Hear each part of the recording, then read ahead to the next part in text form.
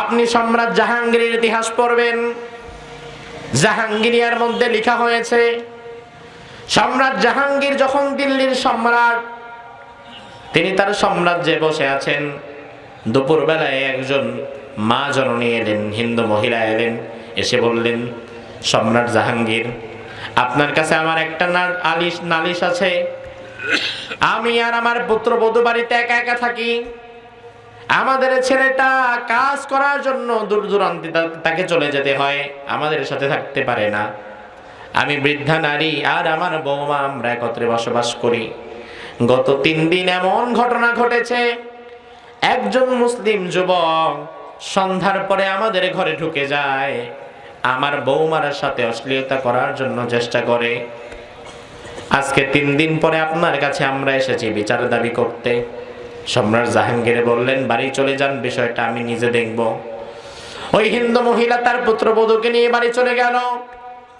সম্রাট জাহাঙ্গীর নিজে সেই দিন সন্ধ্যাবেলায় ওই হিন্দু মহিলার বাড়িতে গিয়ে উপস্থিত হয়ে গেছে। সন্ধ্যার দিকে উপস্থিত হওয়ার পরে দেখে মাগরিবের ওয়াক্ত হয়ে গেছে। বুড়িমাকে বললেন, মা আমার একটু পানি দেন, আমি মাগরিবের নামাজটা পড়ে ফেলি।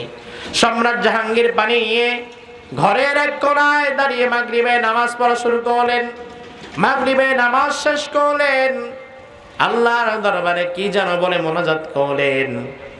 ওই হিন্দু মহিলা এসে জিজ্ঞেস করে, ও জাহাঙ্গীর, ভারতবর্ষের সম্রাট তুমি, এত বিশাল সাম্রাজ্য থাকার পরেও কার কাছে কি ভিক্ষা চাও? সম্রাট জাহাঙ্গীর বলে, দুনিয়ার কারো কাছে না, আমি ভিক্ষা চাই একজনের কাছে। তিনি কে? এবার মোনাজাত শেষ করে তিনি বসলেন। দরজার মধ্যে আওয়াজ শুনতে পেলেন টক টক করে। তিনি প্রস্তুতি নিলেন, তলোয়ার বের করলেন। ওই হিন্দু মহিলাকে বললেন, মা ঘরের বাতিটা আপনি বন্ধ করে দেন, ঘরটাকে অন্ধকার করে ফেলেন। ঘরটা অন্ধকার করে দেয়া হলো, বাতি নিভিয়ে দেয়া হলো, দরজা খোলা হলো।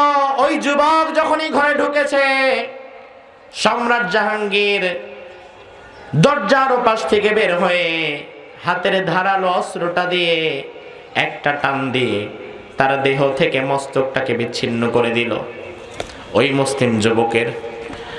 এবার যখন নিশ্চিত হলো যে এসেছিল সে মারা গেছে, এবার বলল, মা আল্লাহ বাতিটা জ্বালিয়ে দেন। ওই হিন্দু মহিলা ঘরের বাতিটা আবার জ্বালিয়ে দিল। সম্রাট জাহাঙ্গীর কাটা মস্তকটা যেটা মাটিতে পড়ে আছে সেটা ভালো করে দেখলো, দেখে সবার আগে বলল, আলহামদুলিল্লাহ। কি বলল?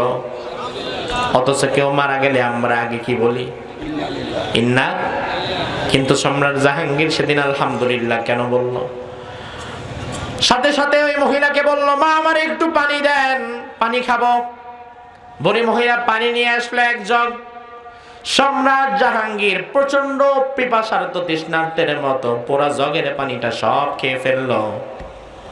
এবার ওই মহিলা জিজ্ঞেস করলো, এত পানিতে একজন মানুষ স্বাভাবিকত খায় না, আপনি এত পানি খেলেন কেন? সম্রাট জাহাঙ্গীর বলল, আপনি যখন দুপুর বেলায় আমার কাছে গিয়েছেন, আমার কাছে যাওয়ার পরে যখন বললেন আপনারা সংখ্যালঘু, সংখ্যায় কম, আপনারা যখন বললেন আমার দেশে এমন কিছু মানুষ আছে যারা নাকি আপনাকে ডিস্টার্ব করছে, আপনার পুত্রবধূকে ডিস্টার্ব করছে, ওই মুহূর্তে আমি নিজের সাথে প্রতিজ্ঞাবদ্ধ হয়েছিলাম, আমি এর শাস্তি নিশ্চিত করার আগ পর্যন্ত এক গ্লাস পানিও খাবো না। এই পর্যন্ত পানি না খাওয়া আমি। ওই হিন্দু নারী বলল, তাহলে আপনি বাতি বন্ধ করতে বললেন কেন প্রথমে? সম্রাট জাহাঙ্গীর বলল, আমার রাজ্যে হিন্দু নারীর গায়ের দিকে তাকাবে, কোন নারীর সম্ভ্রম হানি করবে এমন সাহস কারো নাই। আমি ভয় পেয়ে গেলাম, না জানি আমার কোন রাজপুত্রদের আবার এই সাহস জন্মালো কিনা।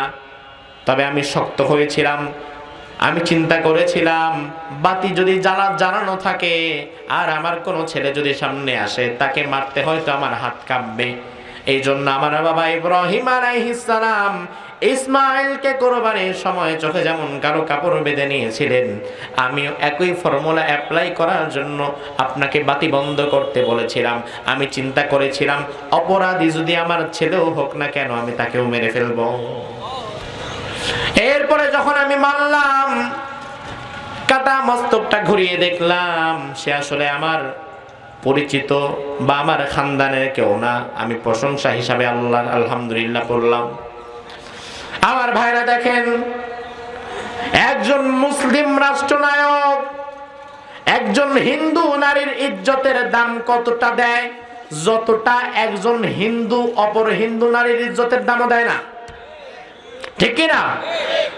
তার মানে মুসলমানদের কাছে ভূখণ্ড যতটা নিরাপদ, এতটা নিরাপদ অন্য কারো কাছে আর থাকতে পারে